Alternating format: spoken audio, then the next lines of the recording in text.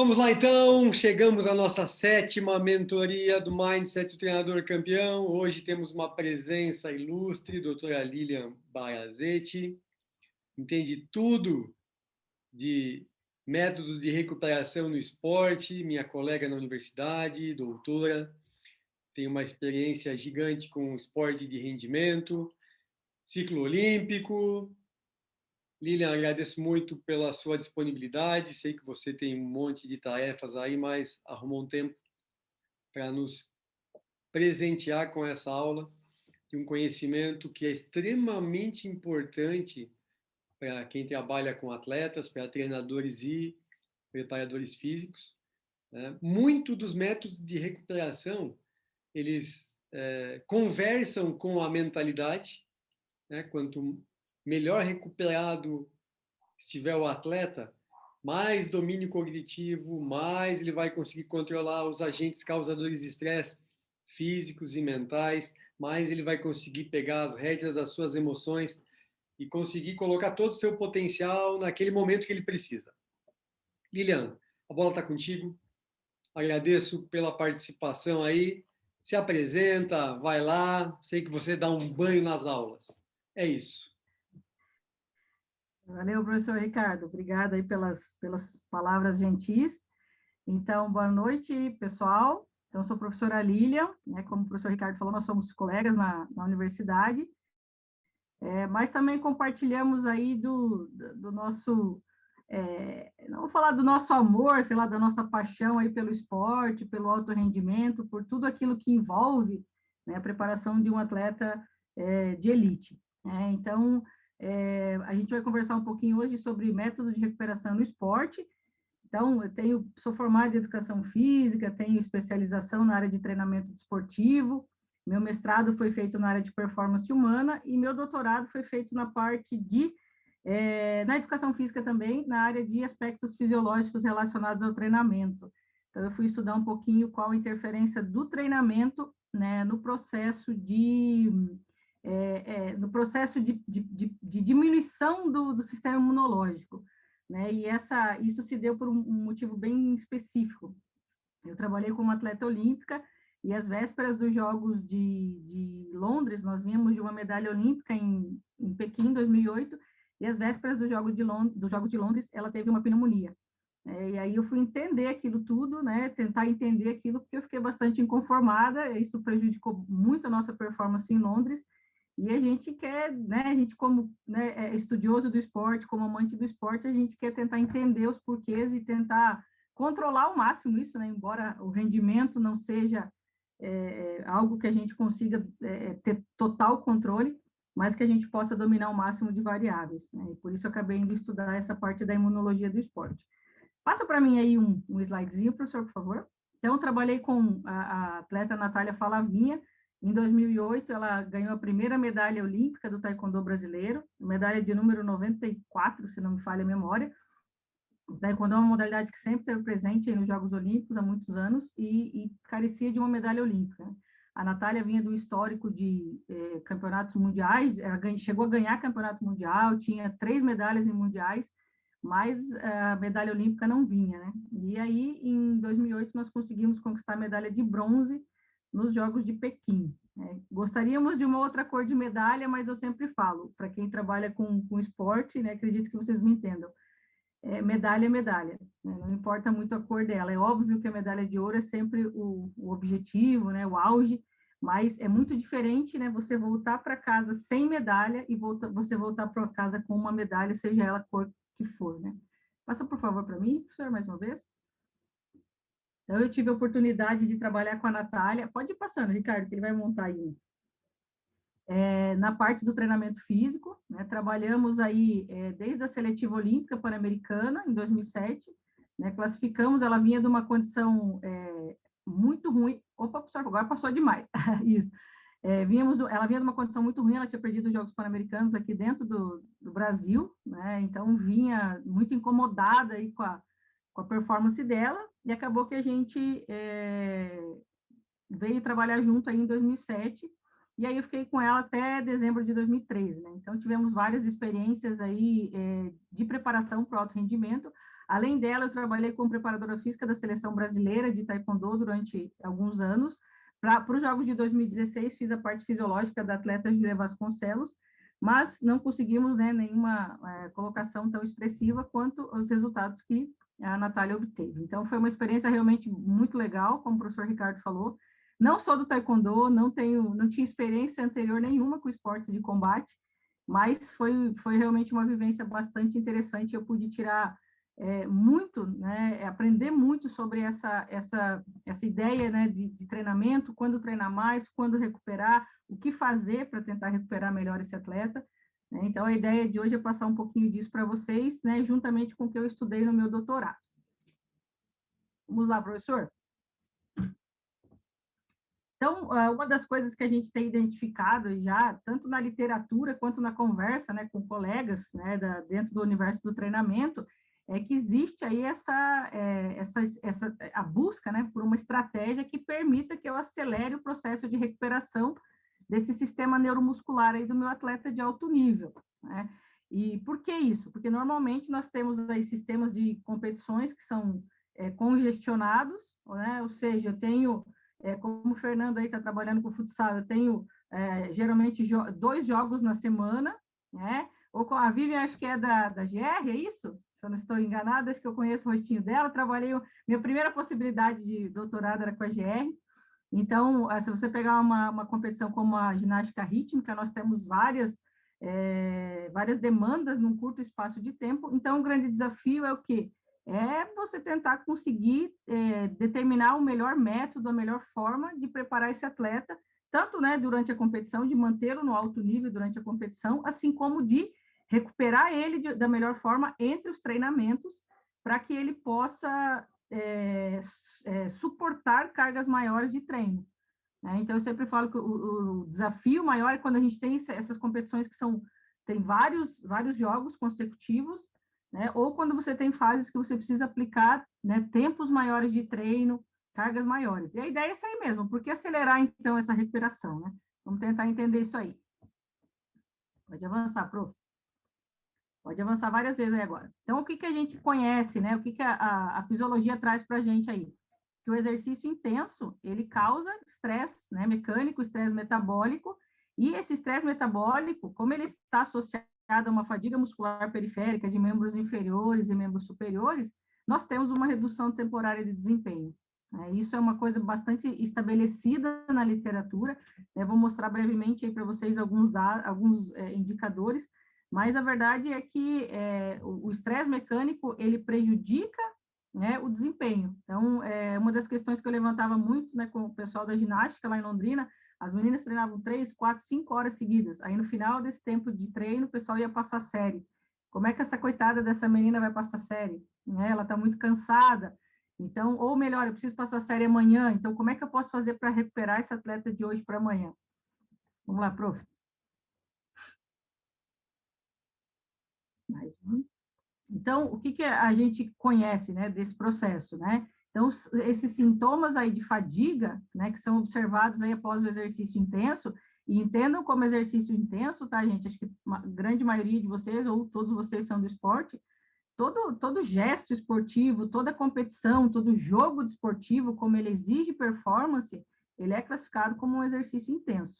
Né? Então, um treinamento de futsal, né, ele pode, às vezes, ter um caráter mais regenerativo, mas temos fases aí em que o estímulo ele é realmente intenso. Um jogo de futsal ele se caracteriza como um exercício intenso também, e ele acaba se refletindo aí em alguns marcadores que a gente chama aí de psicofisiológicos, e no próprio teste, né, no próprio desempenho. Se você testar um atleta pós-competição ou no meio de uma competição, você vai conseguir identificar que ele tem o que a gente chama de fadiga acumulada.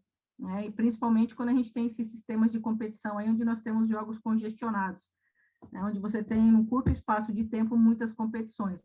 Eu não sei se é o caso de alguns dos colegas que estão aqui, mas se a gente pegar, por exemplo, aí jogos abertos, né? Jogos abertos, você vai para a competição e às vezes você tem vários jogos, se joga um dia sim, o outro também, e isso não permite, às vezes, que o atleta se recupere de um dia para o outro, né? Ou tenha a total recuperação de um dia para o outro. Então, o que a gente sabe, né? Que os efeitos dessa fadiga acumulada, eles podem afetar de uma forma bastante negativa a condição física e tática aí dos atletas, né? Então, ele pode comprometer a precisão dos movimentos técnicos, né, que para algumas modalidades é bastante complexo, né, como a própria GR, que eu já havia citado anteriormente, é uma modalidade que depende de precisão técnica. Ele afeta negativamente os estados de humor, e ele também pode ter um impacto, né, sobre o sistema imunológico e também salivar, como eu citei para vocês, que foi o que aconteceu com a minha atleta aí no ciclo de 2012.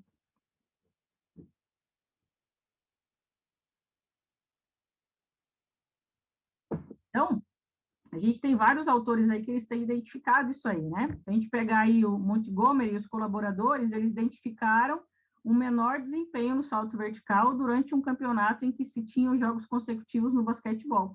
Então, ao longo da semana, né, a performance do salto foi diminuindo.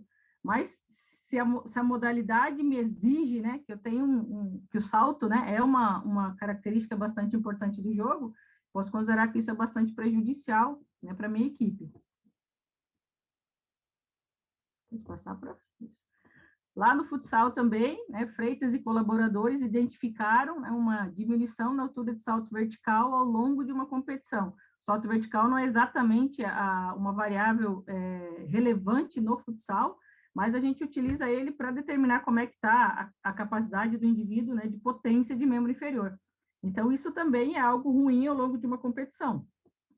Pode passar mais um, prof. Nós temos aí alguns autores que estudaram o tênis de campo, aí também encontraram algumas mudanças bastante significativas na força máxima e na força explosiva ao longo de um torneio. Então, do que a gente está falando? As pessoas perdem performance ao longo de competições, né? E isso se dá principalmente por uma variável que ela é bastante comum em todo esporte, em todo exercício intenso, que é o que nós chamamos aí de dano muscular induzido pelo exercício. Então, o que é o dano muscular induzido pelo exercício? Se a gente lembrar um pouquinho lá da fisiologia, aqui a gente tem um sarcômero bonitinho, né, todo organizadinho, e aqui abaixo a gente tem um sarcômero bastante desorganizado.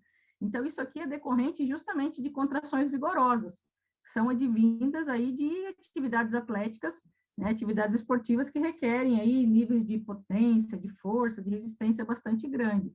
Então, ao longo do tempo, se percebeu que esse estado, né, que a gente deixa aqui, o nosso sarcômero, esse estado de dano muscular, que acontece lá na microestrutura da fibra muscular, ele faz com que esse indivíduo tenha perda de força e potência muscular e também possa ter redução de amplitude desses movimentos. Clica mais uma para mim, professor Ricardo, por favor, Ricardo. E a gente tem aí algumas formas, inclusive, de medir isso daí. Né? Mais uma. A gente tem, né, quando a gente quer medir o nível de dano muscular de um atleta, a gente consegue fazer isso pela dosagem desses marcadores aqui, né, de creatina quinase. Só para vocês terem uma ideia o quanto isso é intenso, né, em algumas modalidades. Pode passar mais um, Ricardo.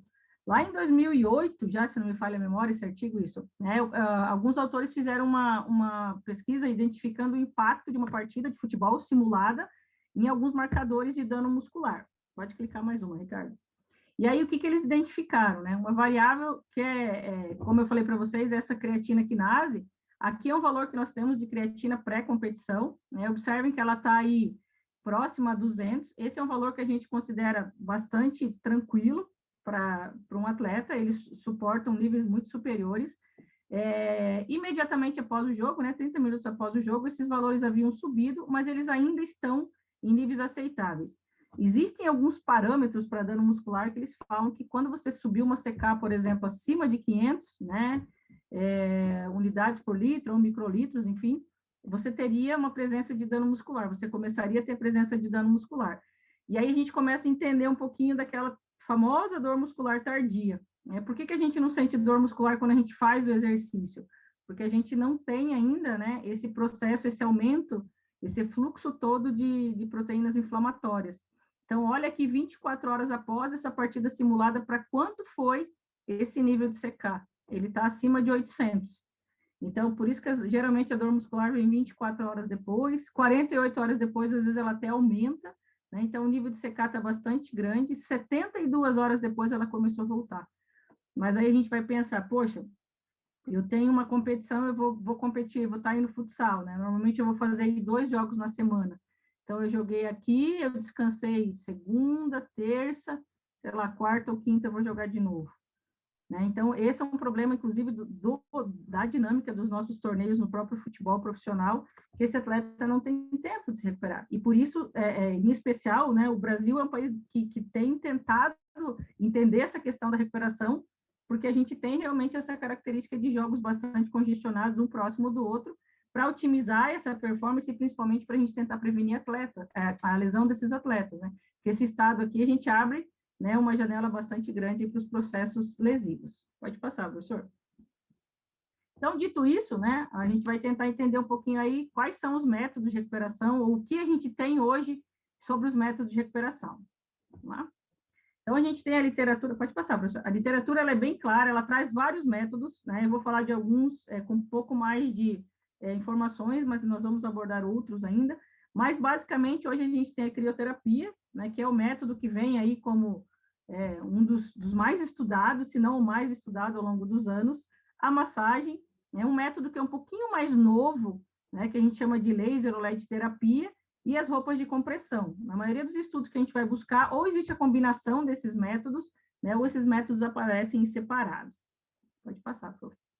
Então, a crioterapia, né, ou Colder Water Immersion. Então, essa estratégia, né, ela tem um impacto bastante grande no organismo, né, tanto no sistema nervoso central, sistema cardiovascular, na temperatura corporal, na remoção de metabólitos, enfim, na sensação de dor. O que aconteceu com a crioterapia? A crioterapia ela é usada, né, para fins médicos desde aí da Grécia Antiga. Né, e ela veio ao longo dos anos, né, ela foi bastante utilizada nesse universo da fisioterapia, da área da medicina, e com o passar dos anos ela foi trazida, né, para uma possibilidade de repente, poder otimizar o processo de recuperação. Então, o que acontece com a crioterapia? Ela tem os seus prós e os seus contras. Então, talvez a crioterapia seja uma estratégia que a gente tenha que definir bem o momento que a gente vai usar ela. Pode passar mais um slide, professor? Então, aqui nós temos um artigo bastante interessante de um pessoal bastante competente aí lá da Austrália, sobre essa questão aí da crioterapia, né? E o que eles identificaram? Eles fizeram uma pesquisa com 30... Pode clicar mais algumas vezes para mim, Ricardo, por favor. Com 30, se eu não me engano, esse estudo acho que é o de 30 sujeitos, isso, voluntários treinados, eles faziam alguns sprints intervalados e eram 3 grupos. Então, um grupo fazia imersão em 34,7 graus, outro grupo fazia imersão na mesma temperatura, só que com óleo de banho, e um grupo fazia imersão em 10,3 graus durante 15 minutos. 10,3 graus seria, né, uma temperatura adequada entre 10 e 15 graus para fazer, né, a cold water immersion, no caso, aí a imersão, né, realmente com gelo, né? E aí o que eles identificaram, né? Que, infelizmente, né, essa imersão pós-exercício, ela não tem benefícios melhores do que os efeitos placebos, né? Ou seja, tanto os indivíduos que fizeram a imersão com 34,7 graus e óleo de banho, eles conseguiram se recuperar da mesma forma que os indivíduos que tiveram a imersão aí com água fria, né, com gelo. Pode passar mais um, professor? Então, a força máxima, né, do músculo do quadríceps desses indivíduos, né, ela, após ser diminuída com a realização de exercício intenso, ela se recuperou mais rápido ao longo aí de 48 horas nessas pessoas que fizeram, então, a imersão com água e óleo de banho e também na água gelada. Então, eu não tive diferença nenhuma entre a imersão e entre a água com óleo. Só que tem uma coisa muito legal que eu vejo da crioterapia e apareceu nesse artigo aqui, ó. De uma forma bastante interessante, aqueles atletas que eles acreditavam no efeito positivo dessa intervenção foram aqueles que também se recuperaram mais rápido. Existe, né, uma ideia de que a imersão, ela tire, né, ela permita que o atleta tenha menor percepção de cansaço. Em 2016, para os Jogos Olímpicos de 2016, quando eu trabalhei com a Júlia, eles faziam imersão e nós acompanhávamos o efeito disso, né, na recuperação dela, e era impressionante. Ela tinha, às vezes, uma carga que era reportada como mais baixa, no dia seguinte, a recuperação dela era razoável. Quando ela tinha, às vezes, uma carga mais alta e fazia a imersão, no dia seguinte ela reportava uma recuperação melhor. Então, existe sim um efeito placebo bastante potente né? E esse artigo ele é bem legal, porque ele fala justamente para não desencorajar o uso, né, da imersão, desde que o atleta se sinta bem fazendo a imersão. Né? Mas, poxa, tudo bem, ela não foi mais eficiente que a outra estratégia, mas por que não utilizar, né? Então, passa aí para a gente, vamos ver mais algumas informações. Então, aqui a gente tem, né, um outro artigo que ele foi tentar investigar um pouquinho do efeito da fototerapia, da imersão, em modalidades de longa distância, né, nas modalidades de resistência. E aí eles pegaram 8 voluntários, treinaram esses indivíduos aí, né, durante 4 semanas, em 12 sessões, né, de treinos também com uma intensidade um pouquinho mais alta. E aí, após cada sessão, olha que interessante, uma das pernas fazia recuperação com imersão em água gelada durante 15 minutos em 10 graus, e a outra permanecia em temperatura ambiente. E aí, antes e depois desse período de treinamento, eles realizavam um teste de exercício incremental na esteira, e aí eles conseguiram identificar aí o consumo máximo de oxigênio desses indivíduos e a máxima velocidade aeróbia deles também. E eles também fizeram uma biópsia muscular para poder identificar aí algumas proteínas e identificar como é que estava a parte aí da respiração mitocondrial. Passa mais um para mim, prof, por favor. E aí, o que eles identificaram? Né? Teve uma coisa interessante. Nesse caso específico das modalidades de longa distância, eles mostraram que os voluntários tiveram um aumento aí de 5,9% no VO2 máximo. Né? E na máxima velocidade aeróbica, eles conseguiram um incremento de 6,2%. E aí, a parte que talvez seja o achado mais legal desse estudo é que isso também teve um maior aumento de proteínas relacionadas ao aumento aí das mitocôndrias, né? A melhora da respiração mitocondrial na parte que realizou a imersão em água gelada de uma forma recorrente. Então, parece que para os exercícios aeróbios, né, tanto a performance quanto a processo de recuperação, eles são interessantes. E aí, a gente teve mais um estudo aí falando, né, que eles fizeram com treinamento de força, e aí que talvez seja o grande problema da imersão.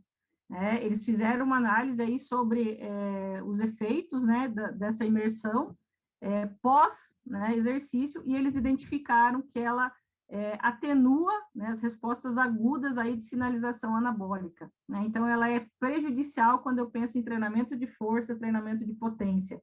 Eles pegaram aí 21 homens ativos, fizeram um treinamento em membros inferiores aí durante 12 semanas, né? E aí tinha da mesma forma, né? Um grupo, então, que realizava 10 minutos de imersão e um grupo que realizava aí 10 minutos de recuperação ativa. Pode passar, professor? E aí, os resultados acabaram mostrando, então, que o grupo aí que fazia, então, a imersão, né, ele teve um aumento menor de força, né, de massa muscular e de crescimento mesmo aí nessas fibras do tipo 2, que são as fibras rápidas, né, e que o grupo aí que teve, então, uma recuperação ativa, teve uma resposta melhor ao treinamento. Então, a partir aí desses vários estudos, esse estudo é um estudo bastante longo, eles fizeram um segundo momento também com biópsia muscular, e, de fato, né, se a gente pudesse ter uma conclusão sobre a imersão, ela é boa, ela funciona, mas eu tenho que saber em que momento eu vou aplicar essa imersão.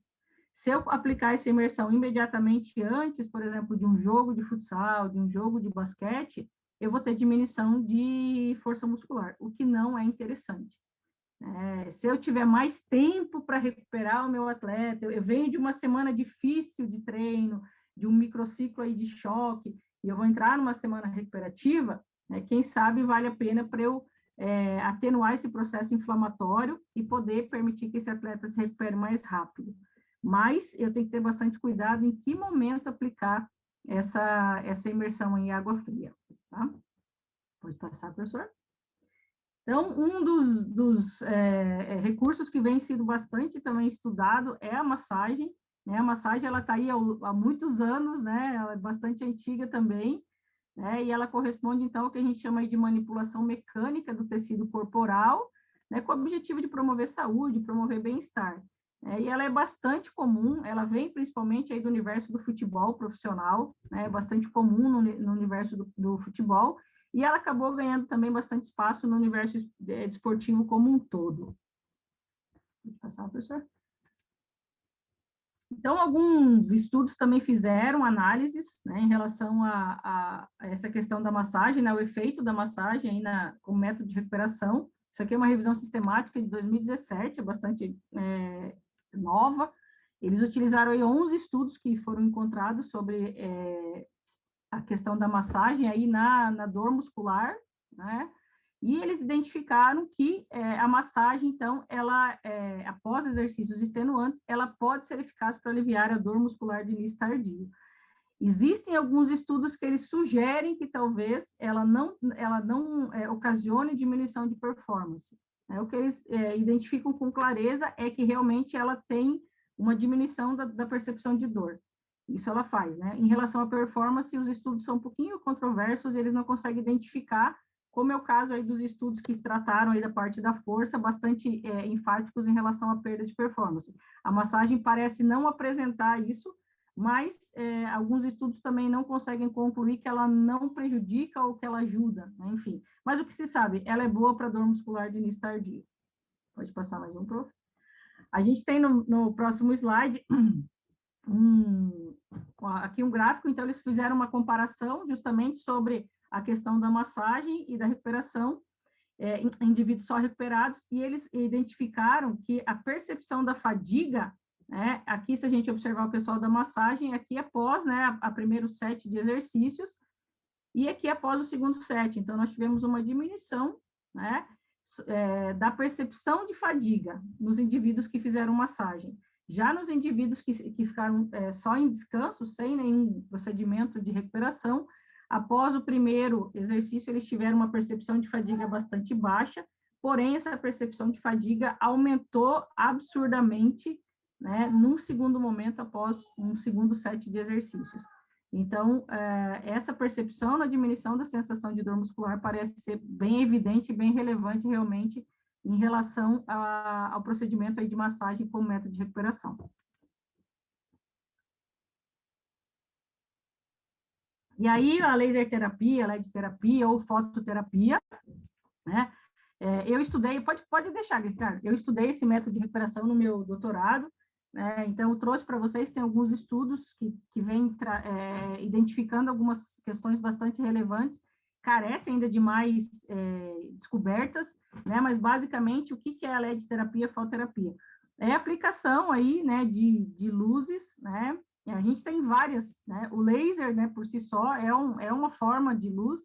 A gente tem aí as luzes vermelhas, infravermelhas. O pessoal da medicina, principalmente na área estética, já adotou a fototerapia há muito tempo, né? E as pessoas começaram a identificar que talvez esses efeitos que ele é capaz de produzir, né, no nível celular, às vezes até um pouco mais cutâneo, né, se usa muito para as questões estéticas, como nós falamos, ele também poderia funcionar de uma maneira mais profunda na estrutura muscular. Né? Então, a sugestão é que a aplicação, então, aí da laser terapia ou da LED terapia dentro da estrutura muscular, né, ela poderia melhorar essa microcirculação intramuscular, ela poderia prevenir, se aplicada antes do exercício intenso, e até aumentar o reparo, né, do dano muscular, poderia aumentar esse potencial de membrana, aumentar a produção de energia, né, diminuição aí de produção de ácido lático, principalmente relacionada aí aos íons hidrogênios, e também poderia diminuir a sinalização anti-inflamatória. O que se sabe de forma bem concreta, né, sobre a fototerapia? Nós temos lá na nossa mitocôndria o que a gente chama aí de fotoreceptores celulares. Então, essas estruturazinhas, elas reagem muito bem na presença de luz. Por isso que o pessoal aplica isso, né, nesse universo aí da estética. Então, no caso da performance, no caso do desempenho muscular, essa interação aí desses fotoreceptores, né, ele ativaria uma enzima, né, que teria bastante importância lá na mitocôndria na produção aeróbica de energia. Isso aumentaria, consequentemente, a produção de ATP, aumentaria a síntese proteica, né, ativação de DNA, de RNA, assim como, então, diminuição de performance, diminuição da fadiga, perdão, e aumento da performance. Então, em termos gerais, a ideia da fototerapia é essa, né? Então, alguns estudos aí têm trazido resultados interessantes, que ainda precisam, né, de maior esclarecimento, mas parece ser bastante promissor. Pode passar mais um para mim, professor? E por que essa ideia... Oi? Prof, na fisioterapia, eles usam muito o laser como Aham, tratamento, né? Como calor profundo. Tenho bastante exatamente. experiência com isso nas meus atendimentos, como eu sou atleta, do laser Exatamente. na recuperação de lesão. Exatamente, professor. E está aqui, ó, o grande segredo é essa interação que ele tem, né, com essa enzima específica aqui, que ela faz, então, uma ativação mitocondrial e aumenta a síntese proteica, né? Isso é algo bastante claro, né, na utilização aí da laser terapia. E é um procedimento relativamente simples, né, indolor, e ao longo do tempo se descobriu que talvez ele pudesse ser satisfatório também pensando em performance e exercício, né? E no que o pessoal começou a se basear para falar isso, né? Que, né, como a gente viu aí, a imersão, ela tem uma melhora, né, na recuperação percebida, a massagem também tem essa melhora, porém, né, não se sabe até quanto, né, ou no caso da imersão até em relação à força, esse decréscimo no desempenho, né, ele não consegue ser inibido. Então, eu melhoro a recuperação, mas eu inibo a performance, então não parece muito vantajoso, né? E aí, alguns estudiosos aqui, tanto dentro do Brasil quanto fora, começaram a testar, então, essas luzes aí, né? Tanto o laser, né, quanto a LED terapia. Pode clicar mais um aí para nós, prof. Então, só para vocês terem uma ideia, né, do impacto, né, desse método, eu utilizei a fototerapia com jogadores de badminton. Então, nós utilizamos ela pré-jogo, porque ela parece que ela precisa de um tempo para ela agir. Então, nós testamos pré-jogo para ver se ela funcionava, né, ao longo daquele dia de competição, eram 4 dias. Então, os atletas, eles recebiam essa fototerapia diariamente. Então, nós tínhamos o placebo, né, e o grupo controle. Perdão, tínhamos o grupo controle e o pessoal que recebeu aí, então, a LED terapia, e aí nós tivemos alguns resultados bastante interessantes, né? A gente tem, né, já tínhamos informação da literatura, né, que lá no tênis de campo, a sequência de 2 jogos, né, eles acabavam deteriorando a força de pressão manual. E aí nós testamos essa força de pressão manual na nossa pesquisa. Então, aqui nós temos os valores pré e os valores pós o primeiro jogo e pós o segundo jogo, né?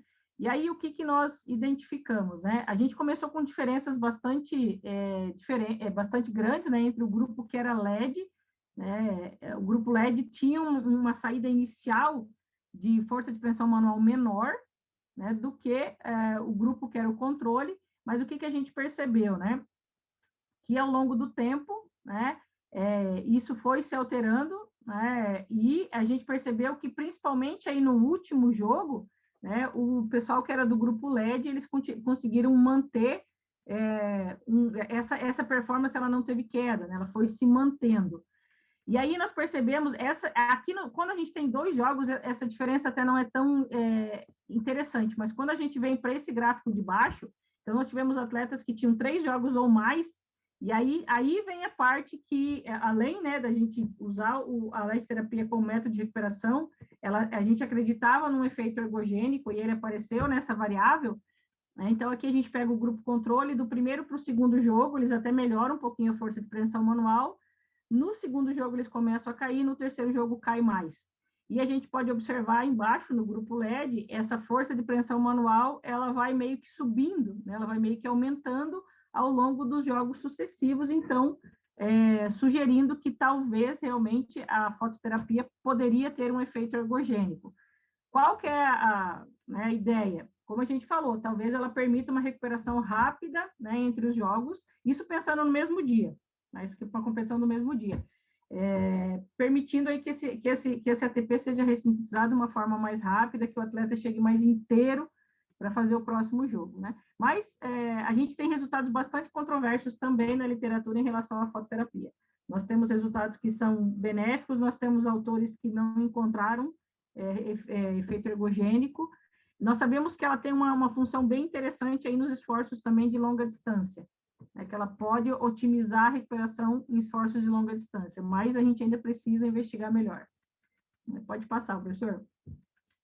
E aí uma outra estratégia que o pessoal vem utilizando bastante, que são as roupas de compressão, né? Então, as roupas de compressão, elas são utilizadas também como estratégia de recuperação pós-exercício, embora normalmente elas sejam utilizadas durante o exercício, né? Mas qual que é a ideia, né? Então, essa aplicação de pressão nas extremidades, ela permite, né, uma eficiência do retorno venoso. E ela se popularizou muito, né, entre os atletas nos últimos anos, né, especialmente aí naqueles envolvidos em atividades coletivas. Então, hoje você tem aí camisetas, né, você tem shorts, você tem bermuda, você tem meias, você tem uma série de acessórios, né, que caracterizariam, então, essa compressão aí, auxiliando na recuperação do atleta. Pode passar, professor. E aí, também, recentemente, saiu um estudo aí, em 2017, identificando, então, quais são os efeitos, né, dessas roupas de compressão sobre a recuperação. Eles investigaram aí uma série de estudos e eles não conseguiram identificar diferenças na recuperação entre o grupo que é o grupo controle e o grupo que é compressão. A gente pode ver aqui que, em relação a tempo de exercício, os dados são bastante similares, bastante iguais, né? Mas eu acho que eu coloquei... Clica para mim mais uma vez, Ricardo. Em um estudo que ele fala... Isso, não, é aqui mesmo. Então. Ele fala... tem um dos estudos que ele fala sobre a possibilidade de benefícios para corredores e para ciclistas. Então, talvez, de novo, em modalidades, né, de longa distância, ela tenha um efeito legal, porém não tem efeito sobre a performance de força, né? Mas aí a gente volta de novo naquela situação, o atleta usa, o atleta se sente bem, né? Deixa o atleta. Pode passar, professor. E aí, fazendo um apanhado geral, né, em 2018 saiu também um artigo bem legal, aí fazendo uma revisão dos métodos, né, tentando identificar qual seria a melhor estratégia para reduzir a dor muscular, para reduzir a fadiga percebida, para diminuir o dano muscular e para diminuir os marcadores inflamatórios. Né? O que poderia ser melhor para combater aí todas essas questões. Pode clicar mais um, professor.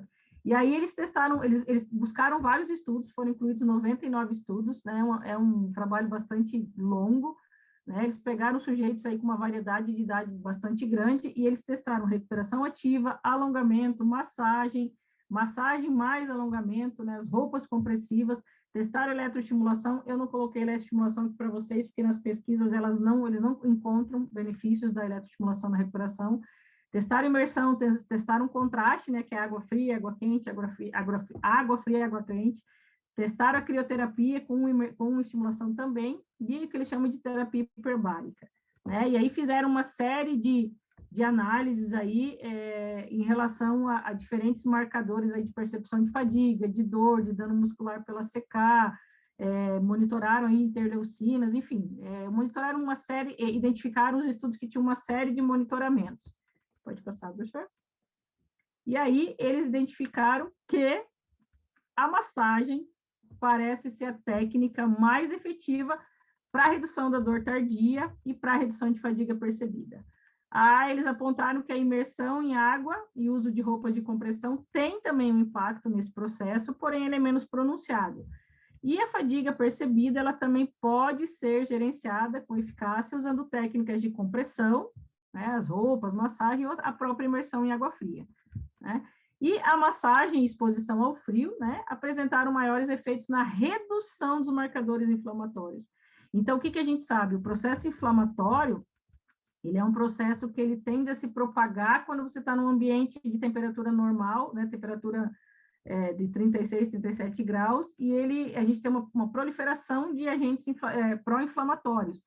Então, quando a gente tem uma lesão mesmo, né, o que a gente faz? A gente vai lá rapidinho e coloca gelo. Então, qual que é a ideia do gelo? É você tentar manter essa inflamação controlada, né? Eu sempre falo que o nosso organismo é um pouco exagerado em relação a isso, né? Machucou aqui, não vamos utilizar esse tornozelo porque ele está machucado. Mas calma, né? Às vezes não é tão grave. Então, quando a gente usa o gelo, a gente está falando isso para ele, ó, vamos devagar aí, vamos investigar isso aí direitinho. Então, nesse aspecto, a crioterapia ela é bastante interessante, né? O próprio dano muscular gera um processo inflamatório que ele acaba sendo amenizado pela crioterapia. Mas eu tenho que lembrar que eu tenho uma associação aí com perda de força, né? Clica mais uma vez para mim, cara, por favor.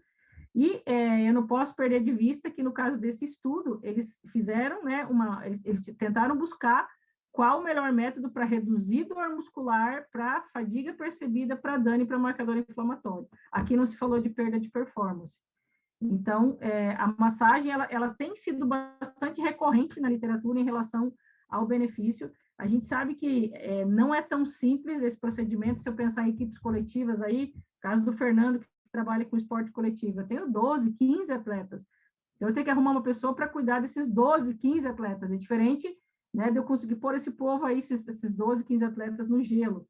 Né? Então, a questão da massagem, eu vejo que, às vezes, até pela questão custo, né, ela gera alguns transtornos, a não ser que você tenha essa pessoa dentro do clube, enfim, dentro da sua equipe, que possa fazer esse trabalho. Pode clicar mais Lilian, uma posso vez. fazer uma pergunta? Por favor. Hoje tem aquelas pistolinhas de massagem, né? Que elas ficam...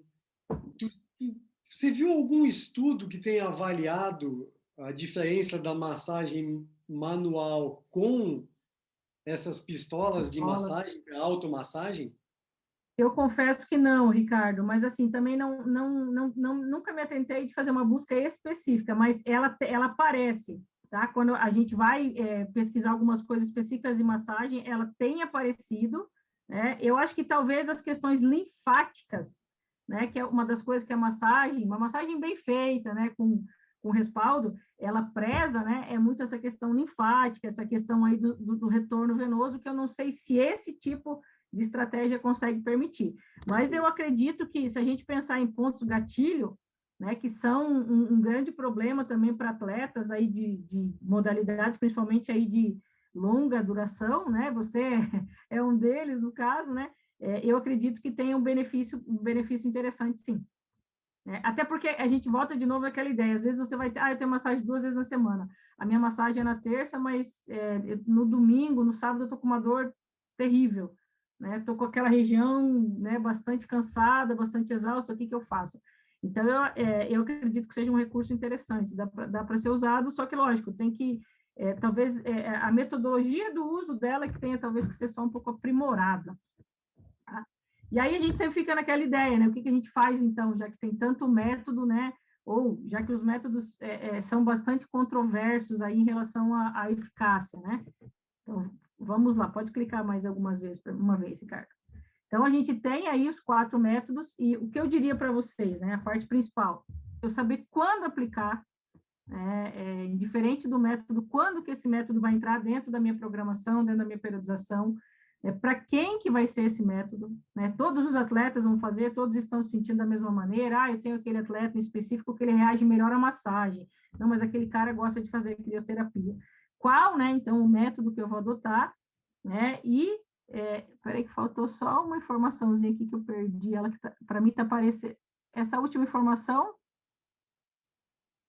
e não aparece para mim, ele cortou um pouquinho.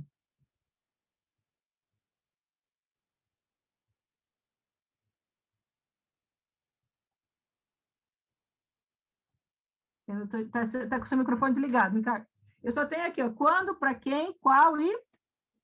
Quando, para quem, qual e para quê? Para quê? Exatamente. Isso aí, obrigada, Ricardo. Então, assim, o que que eu quero? Eu quero recuperar...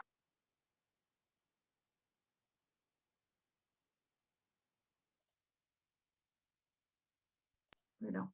E eu não tenho competição agora. Então, eu posso utilizar a crioterapia. Poxa, essa semana foi muito pesado. Legal. Não, eu estou muito perto de competição. Então, eu vou utilizar a massagem e por aí vai. Mas aquele atleta, ele se sente bem se ele usa uma roupa de compressão. Então, ótimo, deixa ele usar a roupa de compressão dele. Eu trabalhei como atleta de esporte individual e foi muito bacana, que isso me deu uma noção muito grande de respeitar aquilo que o atleta acredita e aquilo que o atleta sente. Né? A gente tem que cuidar bastante, acho que vocês devem estar conversando muito sobre isso com o Ricardo, né? Nós temos as nossas crenças, mas os atletas também têm as crenças deles, né? Então, às vezes a gente tem que, obviamente, né, com conhecimento, né, com ciência, levar o melhor para eles, mas às vezes ele acredita em algumas questões que, né, óbvio, se aquilo não for atrapalhar a performance dele, né, que às vezes a gente tem que respeitar. Eu tive atleta que ele se sentia muito bem, por exemplo, quando a gente fazia trabalho de contraste, treinava de manhã, fazia um trabalho de areia danado, meu, intenso, super intenso, aí eles pediam um contraste, à tarde eles chegavam bem para treinar. Só que nós tínhamos vários marcadores, você via que eles, fisicamente, eles não estavam tão bem, mas a percepção deles era essa, né? Então, às vezes, a gente tem que lançar mão de diferentes estratégias e, principalmente, entender em qual momento aplicar essa estratégia, né? Pode clicar mais uma, Ricardo. E aí tem, se vocês quiserem ousar bastante, né? A gente tem aí alguns métodos não convencionais, né? Quis compartilhar com vocês. Clica mais uma vez para mim, Ricardo. Esse artigo aqui é de 2021. O pessoal lá da Tailândia, professor, resolveu avaliar o efeito do sangue de crocodilo, né, da suplementação de sangue de crocodilo aí na dor muscular tardia. Então, eles fizeram um estudo aí de vários dias, né, fizeram aplicação, então eles dizem que lá, né, a agência deles, ela regulariza isso aí, foi permitido, e eles identificaram que realmente a aplicação de sangue de crocodilo, né, com 1 grama de sangue de crocodilo por dia, ela poderia ser útil aí na diminuição da dor muscular. Eles apontam, né, efeitos aí também de caráter anti-inflamatório, diminuição de espécies reativas de oxigênio, por aí vai. É bastante inusitado, né? Aqui no Brasil, eu confesso que eu nunca tinha ouvido falar sobre essa estratégia, mas está aí, né? Se alguém quiser usar bastante, né? Pode clicar mais uma, professor. Recentemente, ganhou bastante espaço aí também a prática da ozonioterapia, né? Então, o pessoal trouxe isso aí muito forte, falando aí dos atletas de alto rendimento, né? Falaram aí do Rafael Nadal, do Cristiano Ronaldo, né? Enfim, né? Então, essa é uma estratégia também que ela é bastante invasiva, né? Você tem que fazer aplicação, literalmente, aí, né, de ozônio no indivíduo, isso é via seringa, existe um tipo de aplicação que ela é retal, né, via reto, então, assim, é um procedimento bastante invasivo, né, tentei procurar alguma coisa pontual sobre isso, não se tem estudos específicos falando sobre isso, não sei até onde, né, realmente vale, né, o risco, às vezes, de uma terapia como essa, até porque não é uma terapia de baixo custo, né, então, vale a pena a gente observar aí, mas ainda não tem nada específico, né, sobre esse tipo de estratégia. Prof, Oi? Você tocou no assunto da ozonioterapia, né? Tem um atleta meu que estava com problema não, né? Ele teve um estiramento no reto femoral e aí foi fazer a ozonioterapia. Uhum. E só que ele fez por conta, né? Não fez pelo clube. E aí depois o fisioterapeuta marcou uma reunião que essa própria ozonioterapia não é mais autorizada pela Anvisa. A Anvisa não recomenda mais. E tem até uma cartilha já da Anvisa não recomendando o uso dessa ozonioterapia. E diz que isso é bem recente. E essa discussão nossa foi até essa semana, né? Mas, assim, eu vou até pedir para ele depois essa cartilha para ver o que ela alega, né? Provavelmente deve questionar a eficácia, né? Exatamente. Você sabe, Fernando, que é uma das coisas assim, ó, toda vez que eles falam, né, que você tenta manipular gás, né, esse tipo de componente é muito difícil. Teve uma época que o pessoal começou a vender, teve uma época não, se você for hoje em loja de suplemento, você acha, o pessoal começou a vender óxido nítrico para aumentar a dilatação das veias, isso aí melhora, né, artérias e a circulação sanguínea, então em modalidades aí como o Ironman, o professor Ricardo aí podia fazer um milagre. Só que aí você vem naquela... Era o que eu conversava com nutricionistas, colegas sérios, eles falavam, isso é um gasto, como é que você vai encapsular isso? Né? Como é que você pega isso, coloca isso numa cápsula e dá para uma pessoa tomar? Então, assim, eu nunca estudei a fundo a ozonioterapia, né? Mas realmente isso aí, no caso de vocês, é muito sério, né, Fernando? Que às vezes isso aí pode cair até num antidoping, alguma coisa assim, né? Eu confesso que eu não sei se o caso do atleta se melhorou, se adiantou alguma coisa, enfim, né? Mas realmente é bastante preocupante, né? Porque o que acontece? Esse tipo de matéria aqui que dá muito ibope, né? Então, o cara vem falar que o Rafael Nadal fez, que o Cristiano Ronaldo usa, né? Então, né, como você falou aí, eu nem sabia que a Anvisa já tinha coibido o uso aí dessa prática aí, mas fico feliz se ela inibiu, porque é necessário, né? E principalmente esse tipo de prática que ela é extremamente invasiva, né, ela é bastante preocupante. A gente sabe que não existe milagre, né? Principalmente você vê, às vezes, um atleta vem de uma lesão, trabalhei, a Natália foi uma atleta que teve várias lesões, a gente utilizou tudo que era possível, né, dentro da medicina, plasma rico em plaqueta, ela fazia algumas aplicações lá de um componente viscoelástico, enfim. Você tem recursos que ajudam, mas o milagre não existe, né? Então, se existisse, alguém já tinha vendido ele bem caro aí, né? Para todo mundo, né? Enfim, eu confesso que não cheguei a achar nada. Pode passar, professor. E aí, por fim, a gente tem aí alguns outros métodos, né? Essas botas de compressão aí para recuperação também, elas ganharam bastante ênfase aí em alguns anos atrás, tanto que eu peguei essa publicação aqui, ó, de 2019, né? Então, ali, 2017, 18, 19, elas vieram muito fortes, né? Então, a ideia dessas botas também era a redução no tempo de recuperação do atleta, né? Então, melhora da circulação, enfim, né? Várias outras atribuições a ela, mas que também não conseguiram ser comprovadas de uma forma científica. Inclusive, as botas de compressão têm estudos com elas, né, e não se comprovou a eficácia, não conseguiu se identificar, né, essas promessas aqui em relação ao uso, né, realmente desse equipamento aí, digamos. Pode passar, prof. E aí vamos falar de boas práticas, né? Além, né, da gente conseguir escolher, dentre os métodos aí que a gente falou antes, que são os mais convencionais, algumas boas práticas elas podem ser adotadas, né? Então, para aliviar dor muscular de início tardio, para preparar o atleta para o jogo, né, o alongamento é muito bem-vindo, e a liberação miofacial, né, o trabalho aí com os foam rollers, aí tem artigo, tem revisão sistemática falando dele, né, da liberação miofacial, ele vem como realmente um grande benefício, ele tem alguns benefícios relacionados a esse processo de recuperação. Eu lembro que até em outro momento, né, Fernando, nós conversamos, e você sempre falava que os meninos, né, na equipe anterior que você trabalhou, gostavam muito, né, de fazer o próprio aquecimento, enfim, da fase pré, né, sessão de treino, utilizar o rolo, se sentiam bem. Então, realmente, isso não parece ser só uma percepção do atleta, né? Ele parece realmente ter alguns efeitos bem interessantes. Então, é uma prática que vale adotar, né? Se de repente algum treinador não tem, não sei se o Fernando gostaria de compartilhar com a gente a experiência.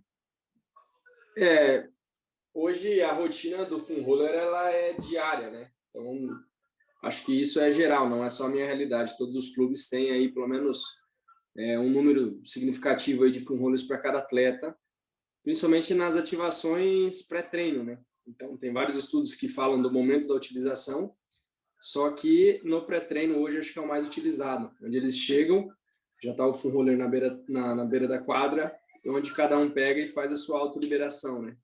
E isso é bem já difundido com várias equipes, né? Não só a minha realidade.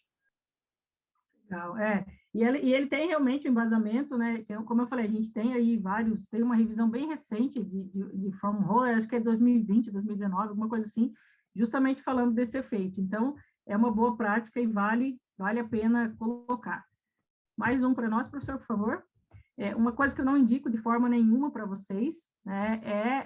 O atleta tem dor, está muito cansado, né? Eu sempre falo que não fazer nada de relaxante muscular, por favor, e nada de remédio anti-inflamatório.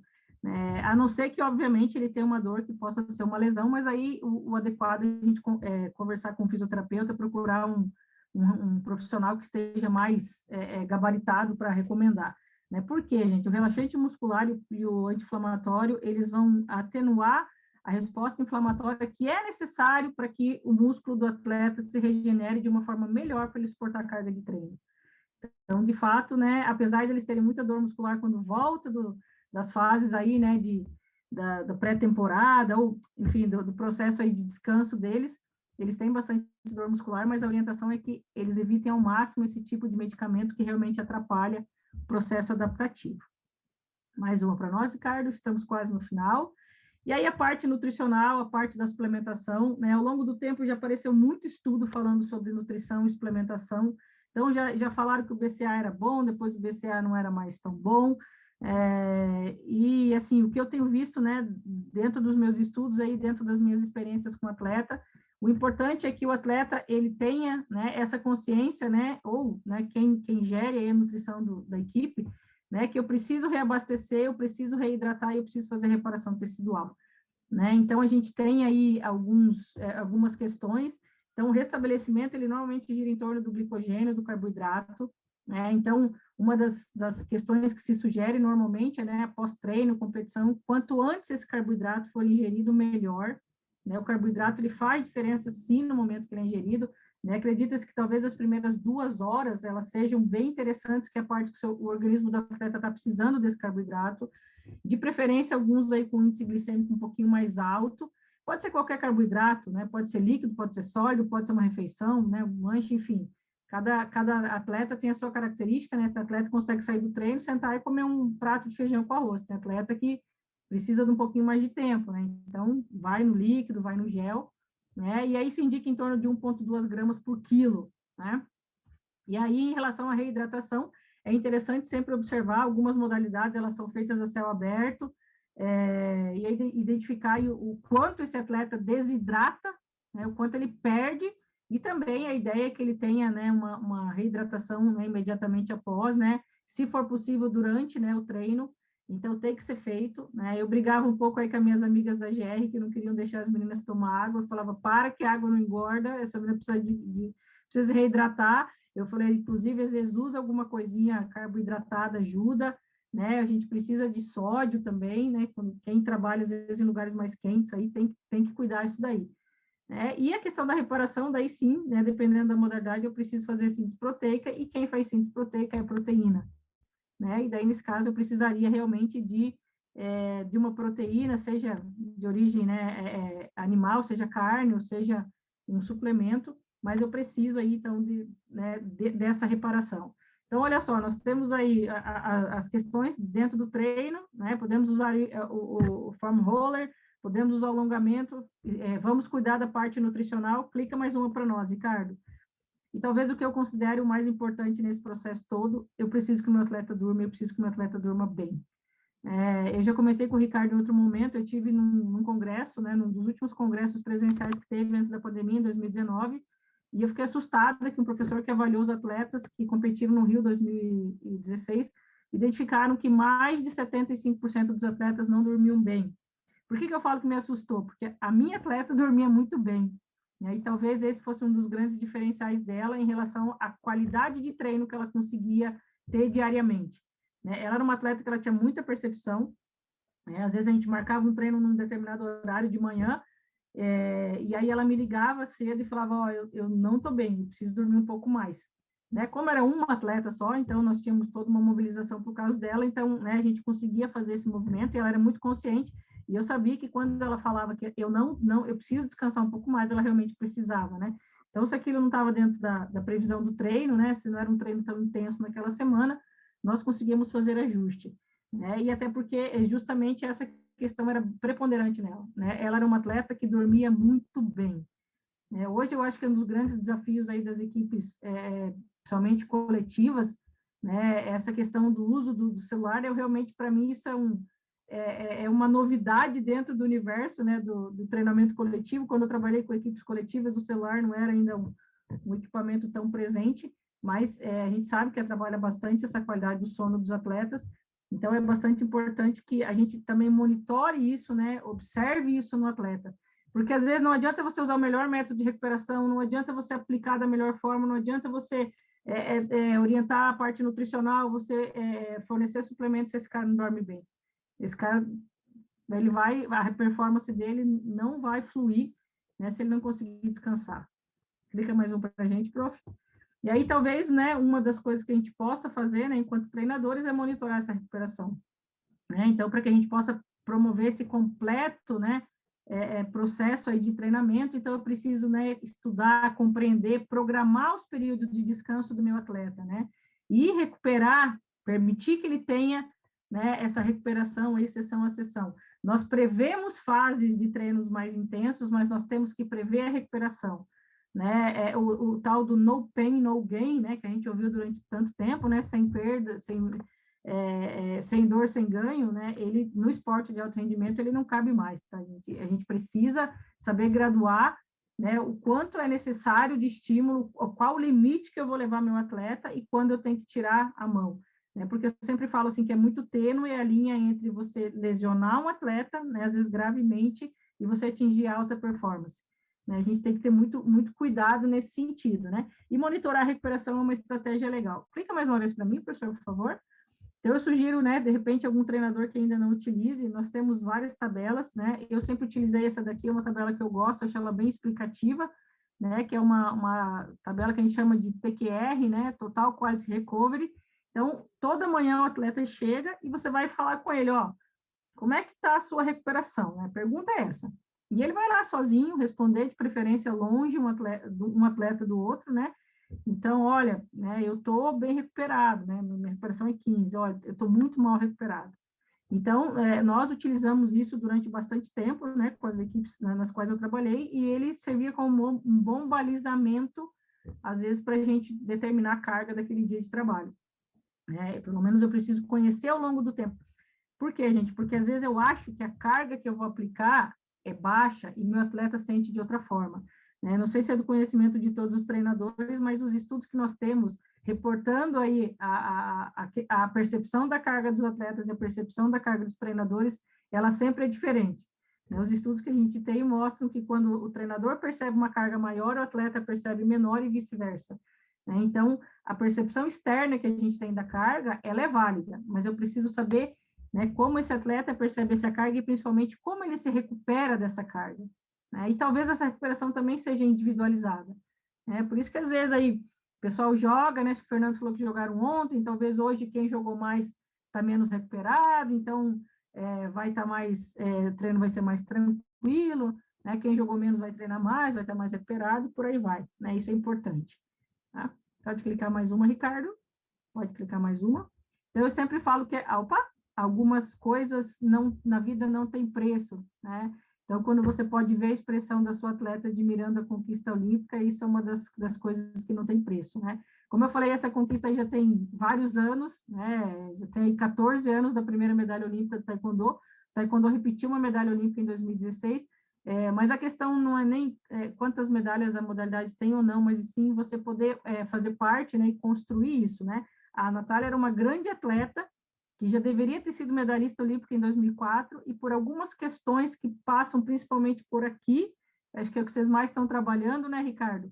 Essa menina não chegava, né? Essa menina não tinha chegado na medalha olímpica. Né? Em 2005 ela foi campeã do mundo, em 2007 ela foi bronze, ela perdeu para uma mexicana, logo em seguida ela perdeu os Jogos Pan-Americanos para a mesma mexicana, né? E ela estava assim destruída. Ela foi para a gente trazer ela de volta. Eu comecei a trabalhar com ela depois dessa fase para ela se classificar para os Jogos Olímpicos em 2007. Nós tivemos que usar de vários recursos aí para que ela se sentisse confiante e, né, conseguiu chegar nos Jogos e trazer a medalha dela. E foi realmente uma experiência muito legal. Tá? Então, agradeço a todos. Pode clicar mais uma, Ricardo, tem meu contato. Então, agradeço a atenção de todos vocês. Né? Desejo aí muito sucesso aos treinadores. Eu, como preparadora física, membro de comissão, não recebo medalha, então esse aqui é um quadro da minha medalha olímpica de Pequim, que eu tenho um colega que fez para mim, pedi que ele, né, registrasse esse momento aí. Então, fica meu contato aí. Clica mais uma, acho que tem meu e-mail, Ricardo. Então, fica... Opa, não? Mas depois qualquer... acho que está aí abaixo, desculpa, que está escondido aqui para mim. Então, fica aí, fico à disposição de vocês, né? Se alguém tiver uma dúvida, se alguém precisar perguntar alguma coisa, fico à disposição aqui, fico à disposição no e-mail. E agradeço muito, Ricardo, pelo convite, né? Fernando aí por compartilhar os conhecimentos, é sempre bom, e os demais colegas aí presentes e os que irão assistir também posteriormente. Lilian, muito obrigado. Quando eu resolvi te convidar, porque você domina o assunto, e eu não errei, porque a recuperação faz parte de todo esse processo e faz parte do bom domínio do treinador, do preparador físico, para ajudar o seu atleta a ter condições mentais de treinar bem e jogar e competir bem. Porque um atleta que não está recuperado, não está bem fisicamente, hoje a gente já tem essa ideia, físico e emoção e o físico, psicologia e fisiologia, fisiologia e psicologia, uma carrega a outra. Se eu estou bem fisiologicamente, mas eu estou mal emocionalmente, meu desempenho é ruim. Se eu estou bem emocionalmente, mas eu estou mal fisiologicamente, o desempenho não vai ser bom. Né? Então, a gente precisa ter equilíbrio. E o processo de recuperação é o processo de equilíbrio da nossa arte, da prescrição do treino, de olhar para o meu atleta, olhar para o momento que ele está, saber o que ele precisa, apertar ou afrouxar. É igual você cobrar um atleta. Você precisa, tudo que nós vimos ao longo das mentorias, de eu ter essa capacidade de me colocar no lugar do atleta e saber como que eu vou cobrar ele, se é o momento ou não. De eu ter uma boa forma de conversar com esse atleta, de ser um ouvinte e saber como colocar essas informações.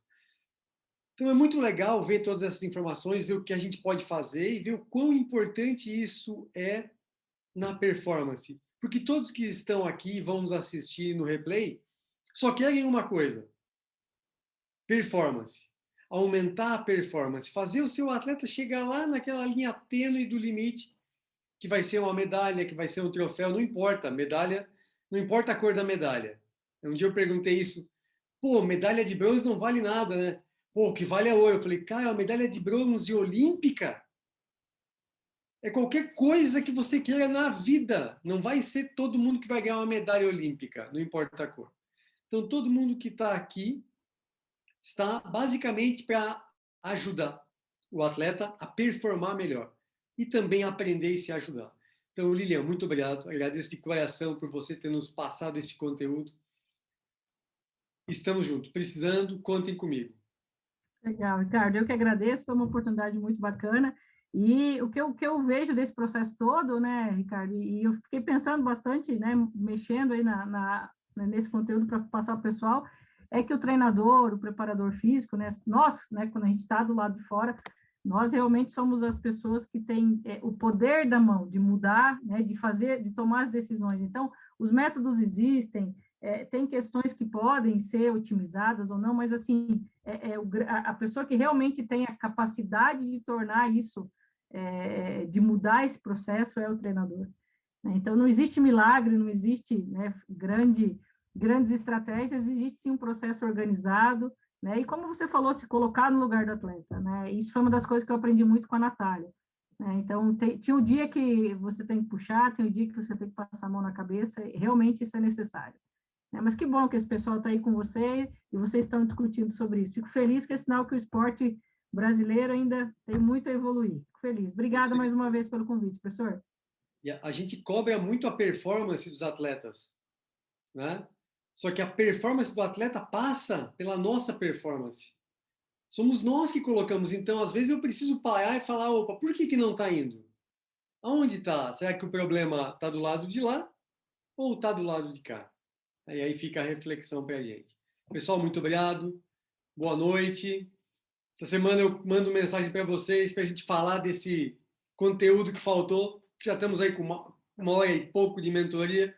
O pessoal está cansado. Essa semana a gente marca uma mentoria para falar sobre os exercícios de inteligência emocional. Valeu, turma. Muito obrigado. Boa noite. Nos vemos em breve. Valeu. Valeu, valeu. Até mais. Meu Fernandinho, abraço, querido. Tudo de bom.